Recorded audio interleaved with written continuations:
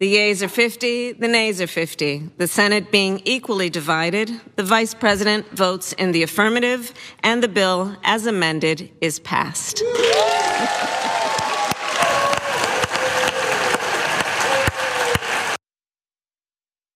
They actually did it. The Democrats did it. And by it, I mean literally anything. I've been begging them to, and they did. The Inflation Reduction Act has passed the Senate.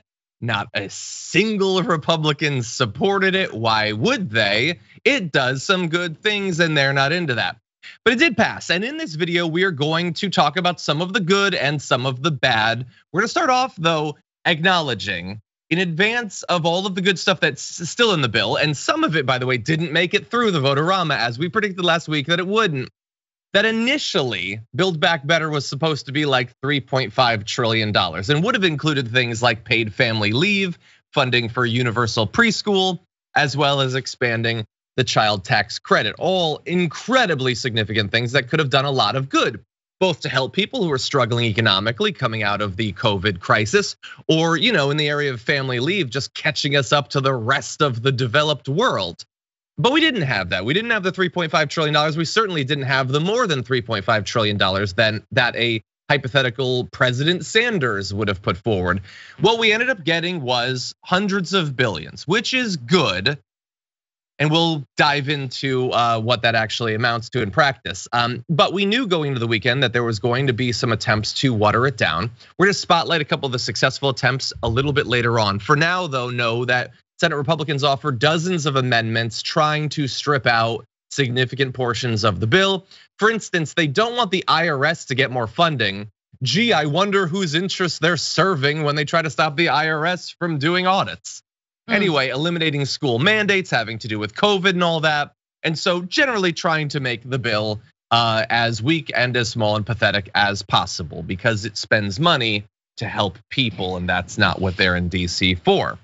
They did that. Bernie Sanders also put forward amendments.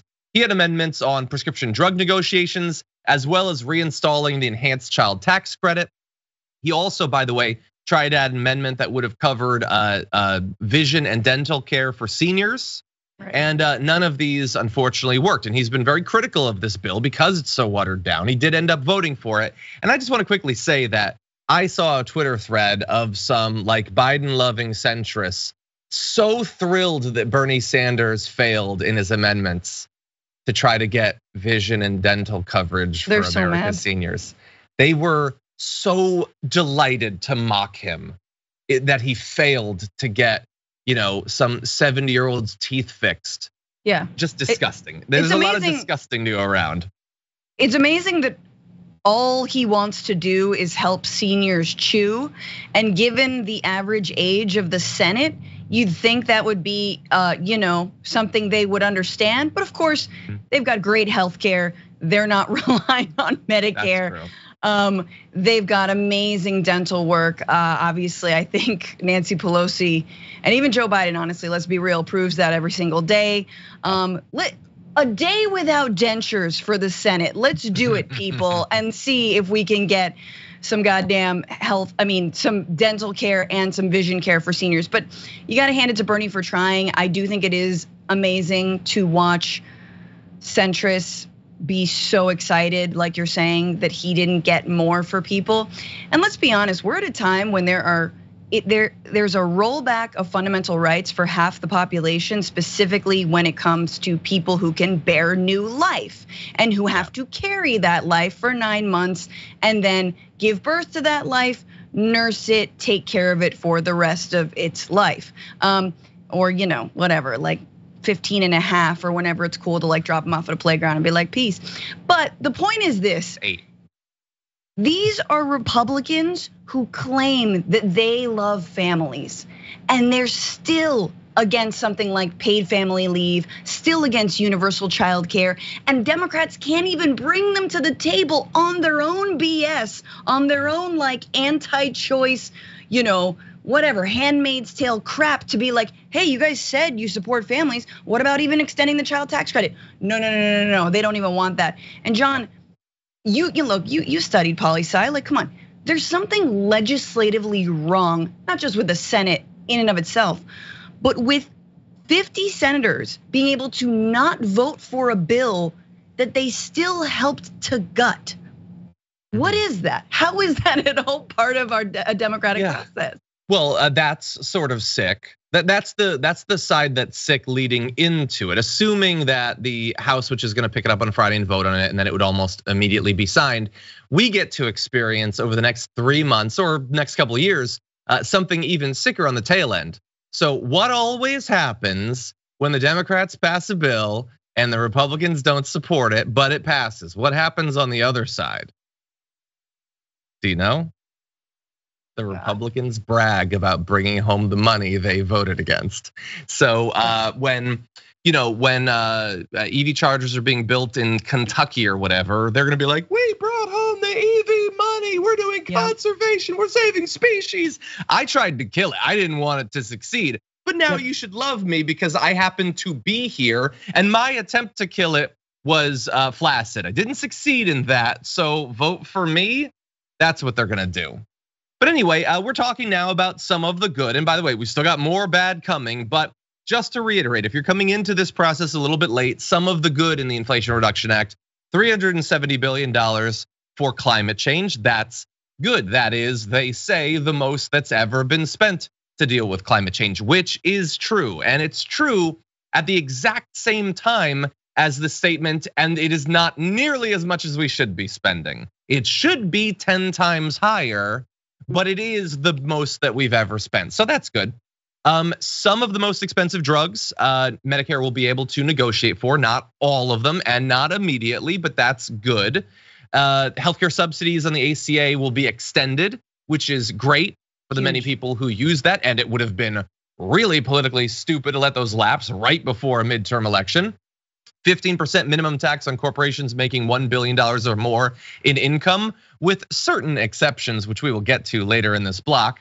IRS tax enforcement, they're getting like $80 billion. And the excise tax on stock buybacks, which will not stop them literally at all, but will raise a little bit of money when corporations continue to do it. Now, we've got tax incentives to manufacture and purchase electric vehicles, generate more wind and solar electricity, and support things like direct air capture and hydrogen production. All of this is good. Independent analyses show that the bill, combined with the stuff that we'd already passed, some changes made under Obama, could cut as much as 40% of US greenhouse gas emissions by the end of the decade.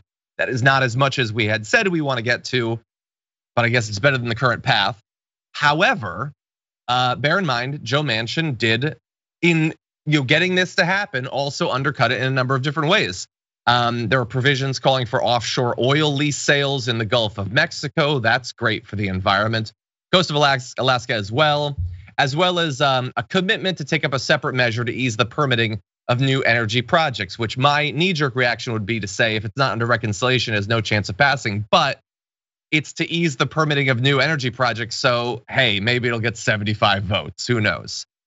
Also, and let's acknowledge the Mountain Valley Pipeline, which was being built by people who are big campaign donors to Joe Manchin, is going to be receiving a cut of this money to help it finally get finished. It's a 304-mile-long gas pipeline that cuts through 1,000 streams and wetlands, but don't worry, pipelines never leak. So all of that's good, Francesca. I'm being sarcastic. It is good. It is good. My question for you is, acknowledging all of the ways that it could have been better and the ways it was made worse at the last moment, which we're going to get to, how much should we shift our evaluation of Joe Biden's first term now that this will be passed? How much does that change your evaluation? It doesn't change my evaluation personally. I still think Joe Biden has stripped away or let lapse the most popular portions of the initial American Rescue Plan. And that was the child tax credit. And I also think he has not made good on some of his biggest campaign promises. And that would also be things like student debt. And I know we're gonna talk about that later. What it does show is that, yes, he can get something done and that the Democrats are not like utter buffoons, right? That they are not completely incapable of doing anything. But in order to get that, right? I mean, looking at this bill, honestly, we are truly like with one hand taking like carbon out of the atmosphere and with the other hand just like choking out a sea lion. Like it just, that is effectively what we're doing. And maybe we will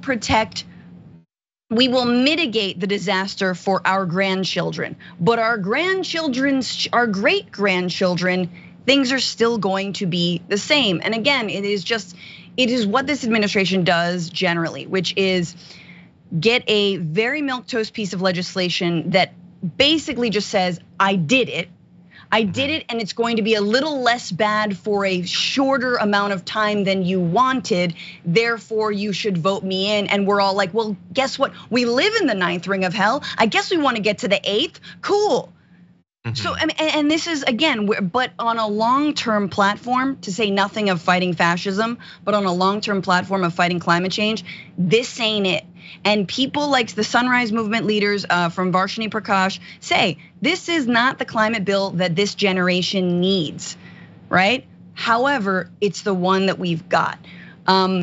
Look, last thing I'm gonna say, streams don't have lawyers. Right? The earth doesn't have a lawyer, but like, what is the cost of polluting all of those places? What's the cost of polluting the air? What is the cost of polluting the ground?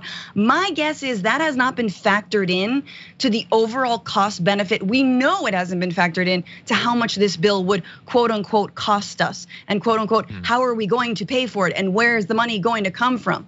Where's the money gonna come from when you've dried up streams? Where's the water gonna come from when you've contaminated it? Oh, well, don't worry. Sinema put in the drought prevention measures for Arizona. So brilliant. Really brilliant. So Amazon will be selling bottled water all across the West Coast. It'll be great. Exactly. Yeah, and if you run out of your bottled water, the drivers can refill it for you. Anyway, that's a pee joke. That is a pee joke. I love a pee joke in the morning. Because they're abused and they have to pee in bottle. You get it? See, it's better when you have to explain the joke. Anyway, yes, I'm of two minds. Look, I love to admit when I was wrong. I didn't think they were gonna pass any bill. Now, how wrong I was is mitigated by the fact that there's a bunch of stuff in it that they wouldn't have passed it if it didn't have money that goes to corporations, let alone the Votorama stuff we're gonna turn to. But I think we do have to acknowledge if we are wrong about something, we should acknowledge it. I didn't think they'd do anything. And they certainly didn't do what I would want to do, but let's bear in mind, Biden won in 2020, not Bernie. So, yep. I mean, that's what we get. But we can hopefully get a good progressive in 2024. We can hopefully boot Sinema out of the Senate. Hopefully we can get a couple more seat buffer, and then hopefully that doesn't lead to people like Tester all of a sudden becoming even more Manchin-y. Stay tuned.